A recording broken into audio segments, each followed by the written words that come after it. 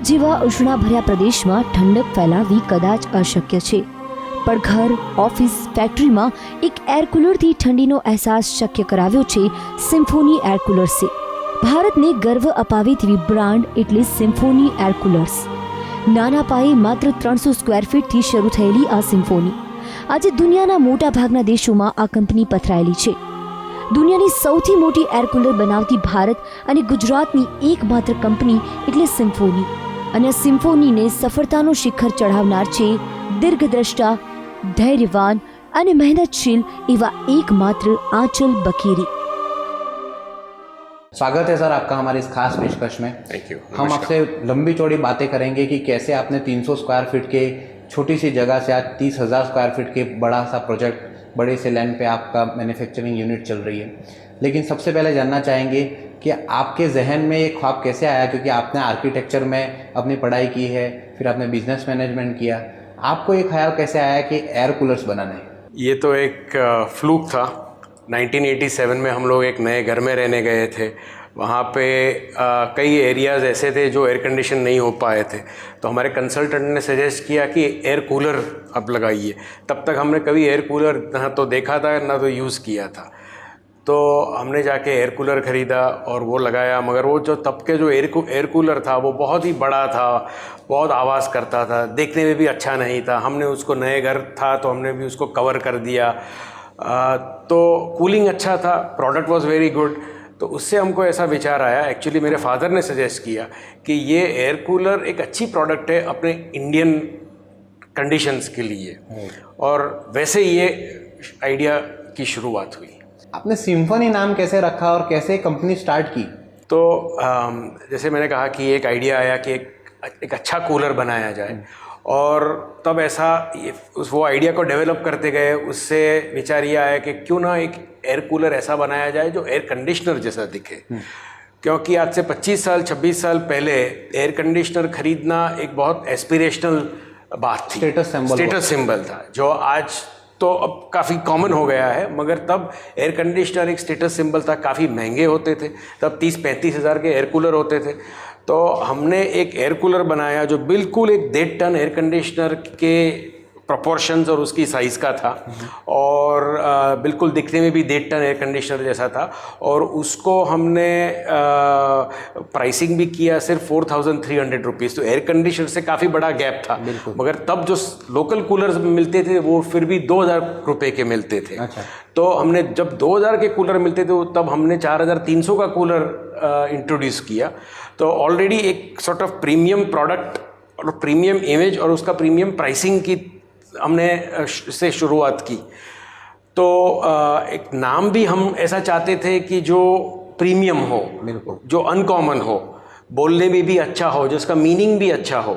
और सिम्फनी जैसे आप जानते हैं, it means rhythm, it means orchestra, it means music.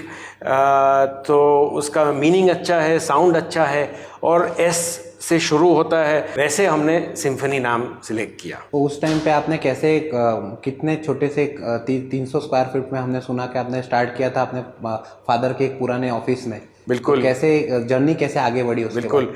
Father की एक साइट थी, फ्लैट्स की साइट थी. उसके बेसमेंट, उसका बेसमेंट बन चुका था, ऊपर का बिल्डिंग बन रहा था, तो बेसमेंट में जगह थी, तो हमने वहाँ से शुरू किया. तो पहले समर ऑफ 1988 में हमने कूलर्स एक छोटे बेसमेंट में, अंडर कंस्ट्रक्शन बिल्डिंग के बेसमेंट में हमने हमारी फैक्ट्री लगाई, और वहाँ से हमने कूलर्स बनाने शुरू किए. तो ये सारा प्रोग्रेस हुआ है ओवर टाइम, बिकॉज़ हमने प्रोडक्ट में एक तो इनोवेशन के ऊपर फोकस किया कि सिम्फनी की हर एक प्रोडक्ट कुछ अलग सी होनी चाहिए, कस्टमर को कुछ यूनिक एक्सपीरियंस दे सके, यूनिक एप्लीकेशंस के लिए हो सके, और उसमें फीचर्स यूनिक हो. उसके अलावा हमने क्वालिटी पे बहुत ही एम्फोसिस दिया है, और डिज़ाइन, सो दिखने में भी काफ़ी सुंदर हो प्रोडक्ट्स. जैसे हमारी प्रोडक्ट्स में कुछ ना कुछ अलग होता है. एक हमारी रेंज है, जैसे उसको कहते हैं डायट.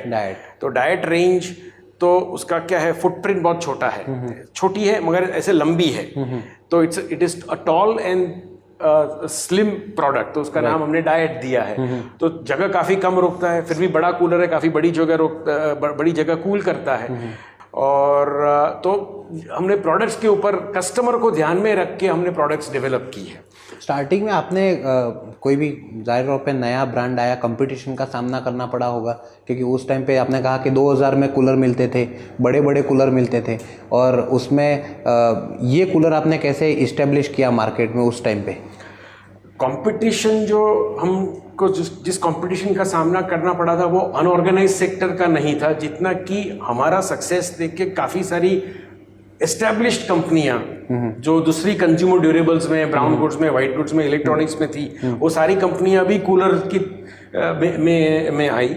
और वो सारी कंपनी तो बहुत एस्टैब्लिश थी, मैनी वेरी ओल्ड कंपनीज, और उनकी तो बहुत सारी प्रोडक्ट्स थी, ऑलरेडी एस्टैब्लिश्ड डीलर नेटवर्क था, ब्रांड थी, तो उन लोगों ने भी कूलर्स इंट्रोड्यूस किए। तो हमारी कंपटीशन रियली उनके साथ थी।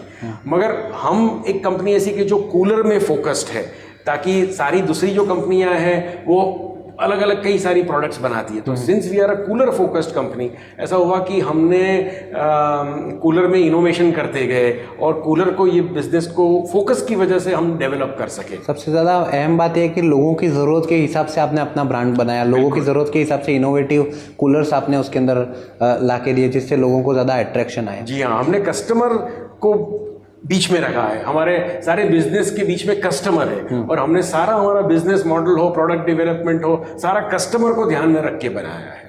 और सबसे इम्पोर्टेंट चीज़ आपने जो अपने सिम्फनी में डाली है वो है कि आपकी ब्रांडिंग और स्ट्रेटेजी, ये बहुत तगड़ी है, और लोग इसके बारे में जानना चाहेंगे कि आपने ब्रांडिंग पे इतना जोर दिया। जब स्टार्टिंग में आपने शुरू किया तो न्यूज़पेपर में एडवर्टाइजमेंट्स वगैरह से शुरू किया, लेकिन आपकी पहली कंपनी जिसने टीवी एड्स सबसे पहले बनाई, जी हाँ, और वो भी बहुत इनोवेटिव बनाए, तो इसके पीछे कैसे आपने स्ट्रेटेजी बनाई थी? पहले से ही we did not want to communicate just the product, मगर अपने को we wanted to create an aspirational product. So all our advertising was very aspirational. तो सिर्फ प्रोडक्ट के फीचर्स हम नहीं बेच रहे थे, हम एक ड्रीम बेच रहे थे। बिल्कुल, आपने उसके अंदर इमोशंस भी डाले कि फैमिली में खुशियाँ कैसे आए। ये हमने आपके एडवर्टाइजमेंट्स में देखा, जैसे कि शादी बड़ी गर्म होती है लेकिन वहाँ पे ठंडी हवा आ जाती है, ऐसी एडवर्टाइजमेंट्स भी देखी। छोटा सा बच्चा जिसे अपने पापा जो स्कूटर लेके जाते हैं उनको कार लेनी है, उन्होंने सेविंग कैसे की, तो सिम्फनी एयर कूलर से की। तो ये सारी चीज़ें आपने अंदर डाली जिसकी वजह से ज़्यादा फ़र्क पड़ा। बिल्कुल बिल्कुल, जैसे मैंने कहा हमारे प्रोडक्ट में कस्टमर को बीच में रखा है, वैसे ही कम्युनिकेशन में भी कस्टमर और कस्टमर के इमोशंस को बीच में रखे, उसके we have woven it into our communication.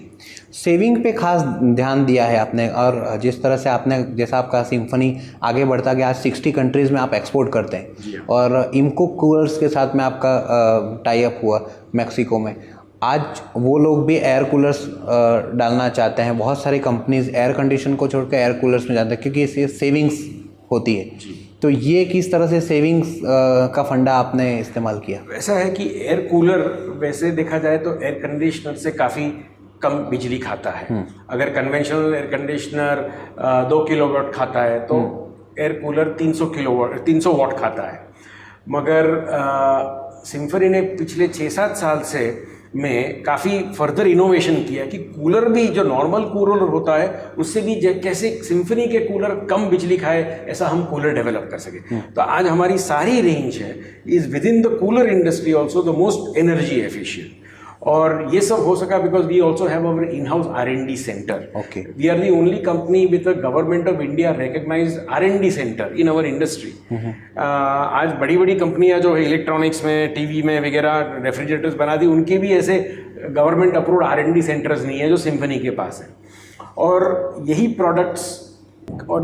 Products की फीचर्स और उसकी जो परफॉर्मेंस की वजह से we have been able to expand internationally. और जैसे अमेरिका में तो कूलर, सिम्फनी के कूलर्स एयर कंडीशनर से ज़्यादा महंगे बिकते हैं। और आज से करीब 4 साल 4.5 साल पहले we Symphony acquired a company which was the company which pioneered air coolers। 1939 में सबसे पहला एयर कूलर इस अमेरिका की ये कंपनी थी, वो उसने बनाया था। और वो कंपनी बाद में दुनिया की सबसे बड़ी कंपनी हो गई और उसको हमने 2008 में अक्वायर किया। उसका Okay. प्लांट है मेक्सिको में। Okay. और वो कंपनी सिर्फ घर को कूल करने वाली प्रोडक्ट्स नहीं मगर इंडस्ट्रियल और कमर्शियल एरियाज़ को और एप्लीकेशंस के लिए भी कूलर्स बनाती है। और तो हमने वो कंपनी अक्वायर करने से हमको वो सारी प्रोडक्ट रेंज हमारे पोर्टफोलियो में ऐड हो गई और वो रेंज हमने इंडिया में भी इंट्रोड्यूस कर दी है करीब 2 साल पहले। आप कौन से ऐसे सिद्धांतों के ऊपर चलते हैं? जो है वो काम बहुत ट्रांसपेरेंटली करना है, बहुत एथिकली करना है।